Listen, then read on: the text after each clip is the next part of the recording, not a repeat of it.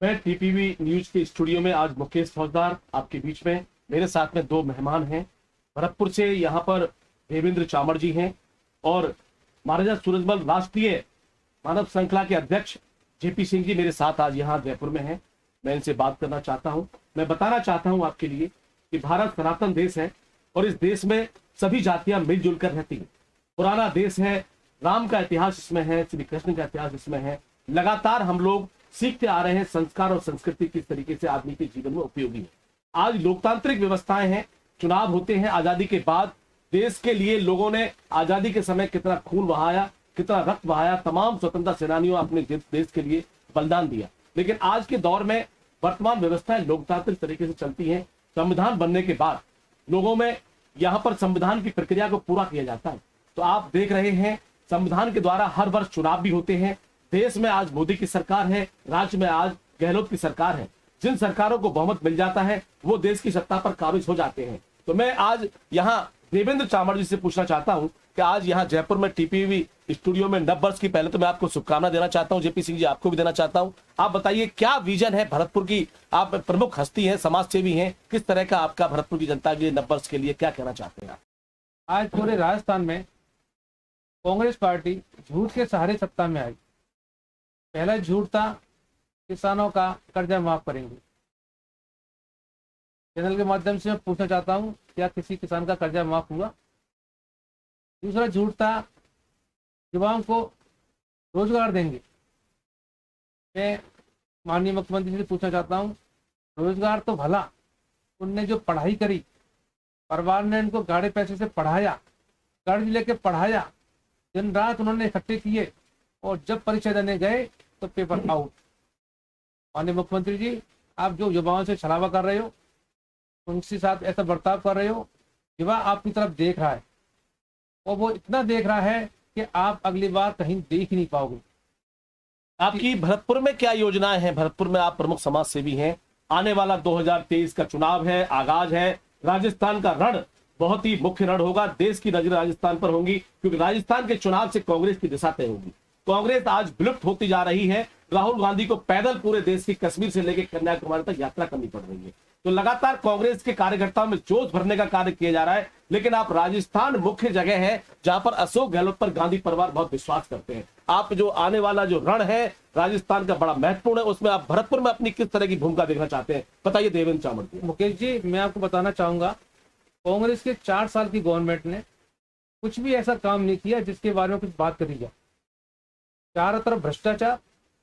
एक जमाना था जब किसी के ट्रांसफर होते थे उसके पैसे लगते थे, अब तो ट्रांसफर प्लस पोस्टिंग के भी पैसे लगते हैं।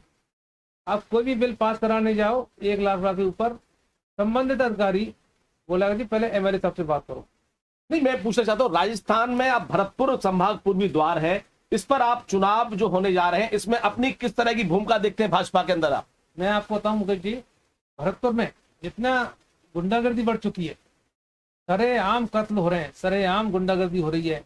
कोई व्यक्ति कभी किसी को आता कहीं भी गोली मार देता है, कभी किसी को पकड़ना तो दूर उसका नाम भी नहीं खुल पाता। सुभाष गर्ग हैं, मंत्री हैं भरतपुर से, क्या कहेंगे आप? सुभाष गर्ग मंत्री भी हैं राजस्थान सरकार में। तो मुकेश जी, अपन चैनल के माध्यम से मैं कहना चाहूंगा, मैं किसी भी व्यक्ति विशेष पर टिप्पणी करने के बजाय अपना समय वेस्ट नहीं करूंगा। मैं अपने बारे में बताना चाहूंगा, बीजेपी की गवर्नमेंट आएगी, जितने भी ये झूठ के सारे सत्ता में चढ़े थे, युवाओं से झूठ बोला था, आज महिलाओं के अत्याचार में पूरा राजस्थान नंबर 1 में और विशेषकर भरतपुर उसमें भी नंबर 1 में। चुनाव लड़ने का इरादा है आपका? बिल्कुल, बीजेपी की पार्टी से चुनाव लड़ूंगा।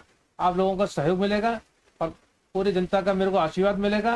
विधायक बनूंगा और जो मैं कह रहा हूं उसको करने का प्रयास करूंगा। तो ये देवेंद्र चामड़ जी ने ऐलान किया है कि भरतपुर विधानसभा का जो 2023 का चुनाव है इसमें मैं चुनाव लड़ूंगा। निश्चित तौर पर बीजेपी मुझे टिकट देगी और मैं जीत करके राजस्थान की विधानसभा में पहुंचूंगा। ये नई साल पर देवेंद्र चामड़ जी ने घोषणा की है।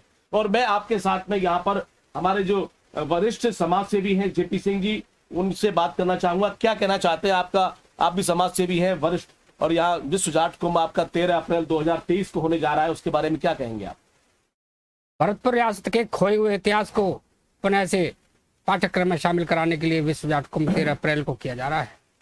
मैं कहना चाहता हूँ इस गौरवशाली इतिहास का साक्षी अगर आप देखते हैं तो आप पानीपत का युद्ध देखिए।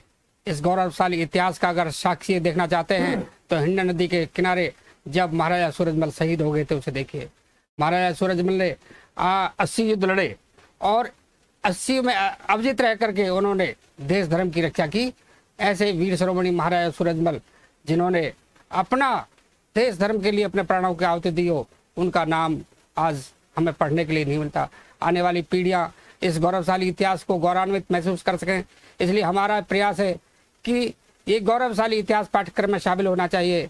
और अनिरुद्ध जी से कहना चाहता हूँ आपके माध्यम से कि अनिरुद्ध जी, आप पर किसी का दबाव है क्या? आप किसी तरह से किसी दबाव में आकर के स्टेटमेंट दे रहे हैं? इतनी बड़ी रियासत, एशिया में जानी मानी रियासत का आप किस तरह से मखौल उड़वा रहे हैं? आज 9 करोड़ जाटों में रोष है और मैं तो कहूँगा 36 कौम में रोष है। इस भरतपुर रियासत के लिए आप इस तरह का स्टेटमेंट दे कैसे सकते हैं? मैं आपसे कहता हूँ जल्दी से जल्दी समाज से आप माफ़ी मांग सकते हैं कि मुझसे कहीं गलती हुई है या आप किसी के दबाव में हैं। किस तरह का दबाव, इस तरह का स्टेटमेंट देकर आप अपनी हंसी और मखौल ना उड़वाएं। ये गौरवशाली इतिहास को जिंदा रहने दें। हम तो रात और दिन पिछले 50 वर्ष से संघर्ष कर रहे हैं कि इस गौरवशाली इतिहास को पाठ्यक्रम में शामिल किया जाए। हमने किसे पढ़ा? बाबर को, अकबर को, हुमायूं को, शाहजहां को, औरंगजेब को, अलाउद्दीन खिलजी को, तैमूर को, नादिर शाह को, इन तमाम आक्रांताओं को हम पढ़ रहे हैं। लेकिन भारतीय संस्कृति के पुरोधा वीर शिरोमणि महाराजा सूरजमल जिन्होंने हिंड नदी पर युद्ध करते हुए शाहदरा में, दिल्ली में अपनी शहादत दे दी, आज उनके नाम को हम पाठ्यक्रम में नहीं पढ़ पा रहे हैं। मैं आने वाली सरकारों से, वर्तमान सरकार केंद्र में, उनसे कहना चाहता हूं कि यदि 2024 के लोकसभा चुनाव से पहले महाराजा सूरजमल की सौरगाथाओं को पाठ्यक्रम में शामिल नहीं किया गया, हम बहुत बड़ा आंदोलन खड़ा करेंगे। और इसी रणनीति के तहत 13 अप्रैल 2023 को विश्व जाट कुंभ का जो आयोजन हो रहा है, इसमें हम यही लक्ष्य साध कर आगे बढ़ेंगे। नई साल पर हमारे भरतपुर के युवराज श्री अनिरुद्ध सिंह जी का एक ट्वीट लगातार हमारे सभी लोगों को बड़ा चुभ रहा है।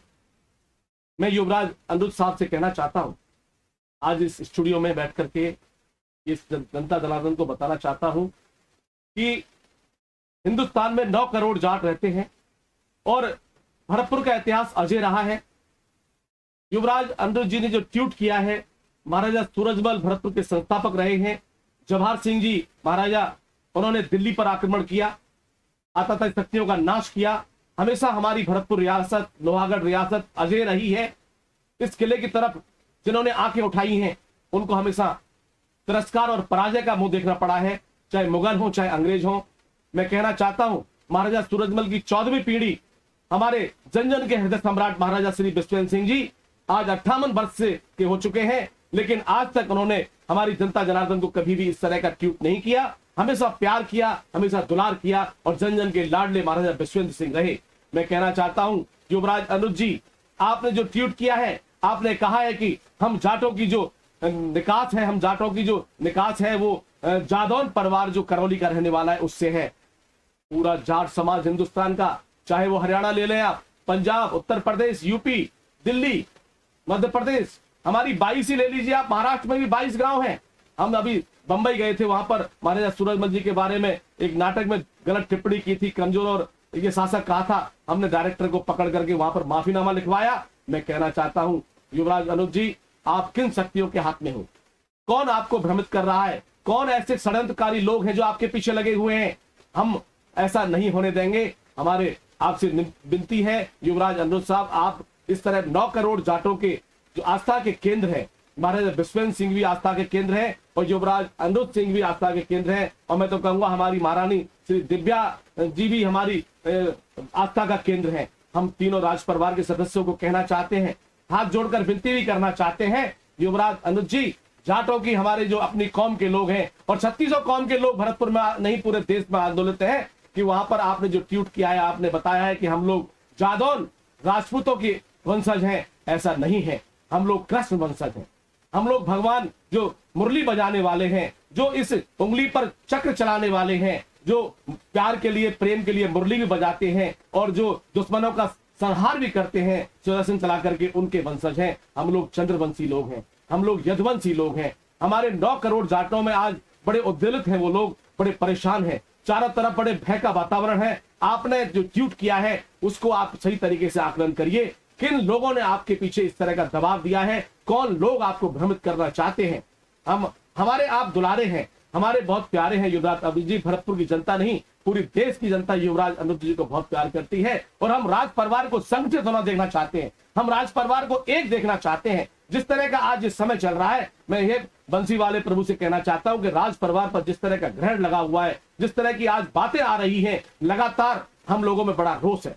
हम ही नहीं, पूरे देश के जाटों में आज, और ऐसे जो हमारे महाराजा सूरजमल के प्रेमी हैं, राजवंश को प्रेम करते हैं, उन लोगों में रोष है। मैं कहना चाहता हूं आप इस ट्वीट को वापस करिए। आप जहां भी पूछना चाहें, इतिहासकार भी हमारे रामवीर वर्मा जी ने कहा, जाट महासभा भरतपुर ने कहा, तमाम जाट इस बात का खंडन कर रहे हैं।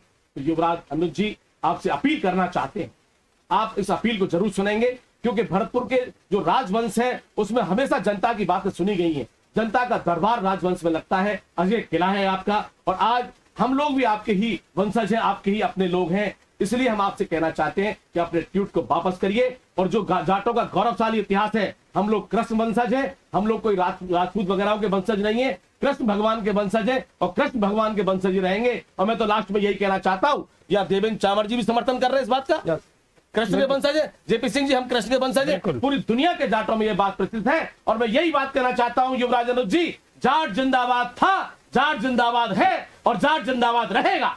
मैं सभी देशवासियों को बताना चाहता हूं, यहां मेरे साथ में महाराजा सूरजमल मानव श्रृंखला के राष्ट्रीय अध्यक्ष जेपी सिंह बैठे हुए हैं, भरतपुर के प्रमुख समाज सेवी देवेंद्र चामड़ बैठे हुए हैं।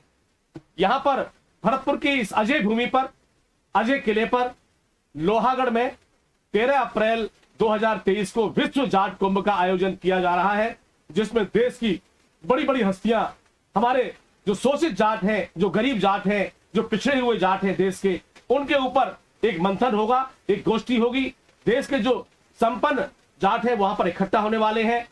देश के उपराष्ट्रपति श्री जगदीप धनखड़ जी, तमाम और देश के हमारे युवा और किसानों के चहेते हनुमान बेनीवाल जी, इसके अलावा हमारे पूर्व प्रधानमंत्री चौधरी चरण सिंह जी के पोते और अजीत सिंह जी के सुपुत्र केंद्रीय मंत्री, उनके सुपुत्र चौधरी जयंत जी भी भाग ले रहे हैं। तमाम देश के जो जाट हस्तियां हैं वो वहां पर पधार रही है। हम जेपी सिंह जी हजारों की संख्या में आपको लोहागढ़ में 13 अप्रैल 2022 को विश्व जाट कुंभ में भाग लेंगे। आप सभी को हम आमंत्रण देना चाहते हैं कि आइए भरतपुर की वीर भूमि पर और वहां पर आकर के आप जाट कुंभ में आने का एक सौभाग्य प्राप्त करिए। आप सभी का स्वागत है। हम लोग वहां पर चर्चा करेंगे अपने लोगों को लिए, अपनी कौम को आगे बढ़ाने के लिए। और महाराजा सूरजमल जी की जो वीर गाथा है, जो शौर्य गाथा है, जिन्होंने अपने इतिहास में जो आज भारत सरकार और केंद्र सरकार शामिल नहीं कर रही है, हमारे महापुरुषों के साथ सौतेला व्यवहार कर रही है, उसके ऊपर भी चर्चा करेंगे। क्योंकि हमारे महाराजा सूरजमल जी की शौर्य गाथाएं पाठ्यक्रम में शामिल होनी चाहिए। और हमारे जितने भी जाट बंधु हैं, देश के राजा हैं,